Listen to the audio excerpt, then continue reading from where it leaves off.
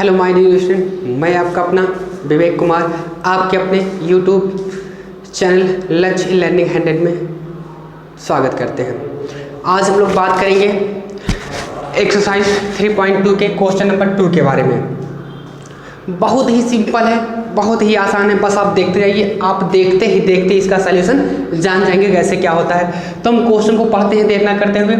ये कह रहा अनुपातों A1 अपान A2 कामा B1 अपान B2 कामा C1 अपान C2 की तुलना करके ज्ञात कीजिए कि निम्न समीकरण युग्म द्वारा निरूपित रेखाएं एक बिंदु पर प्रतिच्छेद करती हैं, समांतर हैं अथवा समपाती है। तीन चीज कह रहा है कि प्रतिच्छेद करती हैं, समांतर है अथवा समपाती है।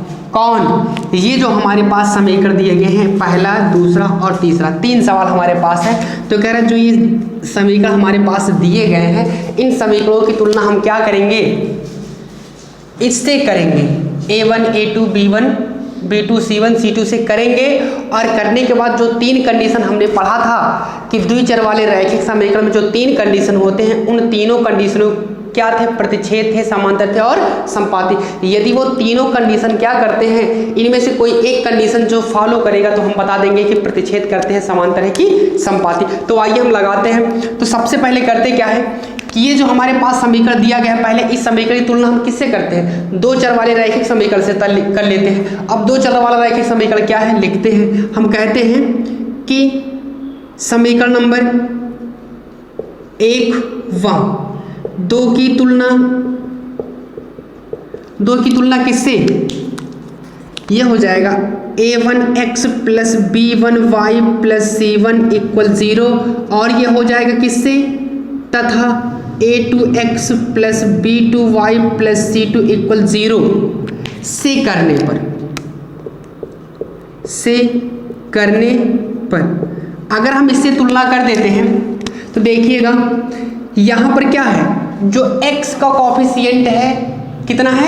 5 है। और यहाँ x का कॉफिशिएंट कितना है? A1 है। इसका मतलब क्या है? A1 का मान हमारे पास कितना हो गया? 5 हो गया। अब यहाँ बात करते हैं y का कॉफिशिएंट हमारे पास कितना है? 4। लेकिन 4 के आगे निशान क्या है? माइनस। इसलिए क्या होगा? y का गुणांक हमारे पास कितना होगा? -4 होगा। और यहाँ कितना है y का गुणांक? B1। तो यहाँ पर हो जाएगा B1 इक्वल कितना हो जाएगा? -4। तो वैसे यहाँ क्या है? 8। यहाँ क्या है? C1। तो C1 का मान हमारे पास कितना हो जाएगा? 8 हो जाएगा। अगले पे चले आते हैं। दूसरे समीकरण की तुलना इससे करने पर पुनः वही चीज फॉलो करेंगे। x A2 7। तो ये हो जाएगा A2 इक्वल कितना हो जाएगा? 7 हो जाएगा। कितना होगा? B2 का मान कितना हो जाएगा? B2 इक्वल कितना हो जाएगा? 6। और C2 इक्वल कितना हो जाएगा? -9। क्लियर? आगे चलते हैं। जब ये मान हमारे पास मिल जाते हैं, A1 B1 C1 A2 B2 C2 का मान मिल जाता है, तो हमें ये निकालना होता है। हम अगर इसकी बात करें तो हो जाएगा, अब हमारे पास बनेगा कितना? A1 अपान A2 इक्वल कितना बनेगा? 5 अपान में 7। B1 अपान B2 इक्वल कितना बनेगा? -4 अपान में 6 इक्वल कितना हो जाएगा? इसको लिख सकते हैं, 2 से दोनों डिवाइड हो जाएंगे।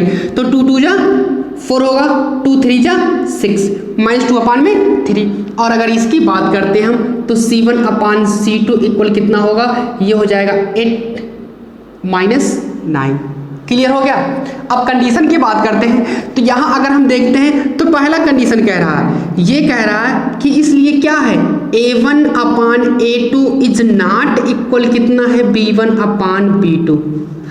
क्या A1 का मान B1 अपान B2 के मान के बराबर है? नहीं है। क्यों? क्योंकि A1 अपान A2 का मान 5/7 है, तो B1 अपान B2 का मान -4/6 है, इसलिए बराबर नहीं है। अगर बराबर नहीं है तो क्या करते हैं? समीकरण नंबर 1 समीकरण नंबर 2 को किसी एक बिंदु पर प्रतिच्छेद करता है। और वो प्रतिच्छेद वाला इक्वेशन हमने बता दिया था, क्या था? यदि A1 upon A2 is not equal कितना है? B1 अपान B2, तो ये क्या करता है?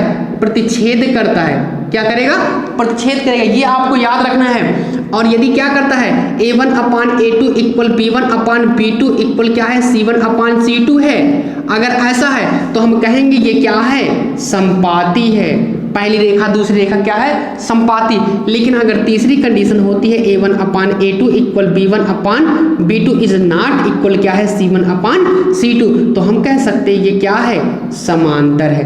तो इन तीनों को अगर हम देखते हैं इसमें से कौन सा हमें मिलता है, पहला कंडीशन मिल जा रहा है, तो हम कहेंगे समीकरण नंबर 1 क्या करता है, समीकरण नंबर 2 को एक बिंदु पर प्रतिच्छेद करता है। तो लिख लेंगे, अतः समीकरण नंबर 1 समीकरण नंबर 2 को एक बिंदु पर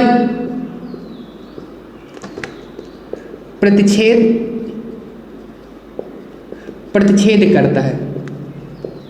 बस ये हमारा आंसर हो गया। इसने कहा था हमें बताना क्या है कि प्रतिच्छेद समांतर है कि संपाती, तो हमने क्या कहा कि ये क्या करते हैं, एक बिंदु पर प्रतिच्छेद करते हैं, इसलिए ये हमारे पास क्या हो गया, बस इतना ही हमें निकालना था, आंसर हो गया। अब आते हैं दूसरे क्वेश्चन पे, जो हमारा सेकंड वाला कह रहा है। अब हम देख के ही बता सकते हैं, अगर ऐसे रहने दे समीकरण को, देखो समीकरण को देख करके हम बता सकते हैं, इस समीकरण को हम ऐसे छोड़ दे रहे हैं और यहाँ से देख करके हम बता सकते हैं कि दिया गया इक्वेशन क्या है, प्रतिच्छेद है कि समांतर है कि संपाती। देखते हैं क्या है, ये है 9/18।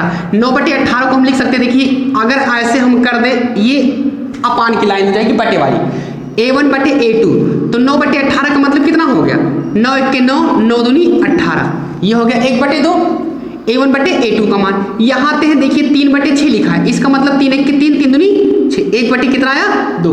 यहाँ आते 12 1 के 12, 12 दूनी 24, 1 कितना आया 2। देखिए बराबर बराबर बराबर, इसका मतलब क्या है, A1/A2 ये बराबर किसके है, देखिए B1/B2 का मान है, ये क्या है, ये C1/C2 का मान, सब बराबर है। तो हमें यहाँ ये इससे मतलब नहीं है, बस केवल हम इतना देख लेते हैं कि ये तीनों मान क्या आपस में बराबर। अगर तीनों मान आपस में बराबर है तो ये क्या शो करता है, शो करता है संपाती। क्लियर, बहुत ही सिंपल है ना, बस ऐसे आसानी से निकाल सकते हैं।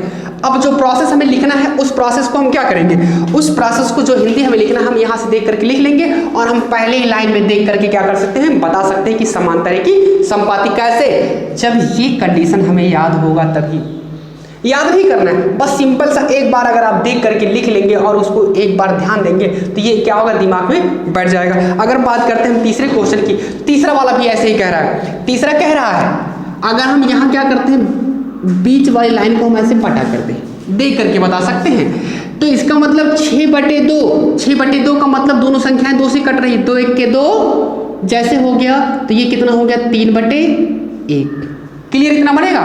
अब अगर इसकी बात करते, देखिए माइनस और माइनस, तो माइनस माइनस खत्म हो जाते हैं, क्या बचता है प्लस, तो ये हो जाएगा, यहाँ देखिए इसका गुणांक कितना है 3 है, y का गुणांक कितना होगा 1, ये भी कितना बचा 3/1। क्लियर, दिक्कत होगी तो आप कमेंट बॉक्स में कमेंट कर सकते हैं। और यहाँ क्या होगा, ये 10/9 और 10/9 ऐसी कोई संख्या नहीं है कि जो दोनों क्या हो कट जाए, नहीं कटेगा, तो हम 10/9 को क्या कर सकते हैं, ऐसे निकाल लेते हैं। अब हम देख सकते हैं कि ये वाली लाइन क्या है, बराबर है, लेकिन ये वाला मान बराबर नहीं, तो कहाँ पर चले आए, यहाँ पर चले आते हैं। सिंपल, एकदम सिंपल। अगर आपको सिंपल लग रहा है तो आप हमारे चैनल को सब्सक्राइब कीजिए और बेल आइकन को जरूर दबाइएगा। ठीक, तो ये क्या है, समांतर है, हो गया। तो हम कह सकते हैं कि पहली रेखा दूसरी रेखा क्या है, समांतर है। क्लियर, आप लोग इसका स्क्रीनशॉट ले लीजिए।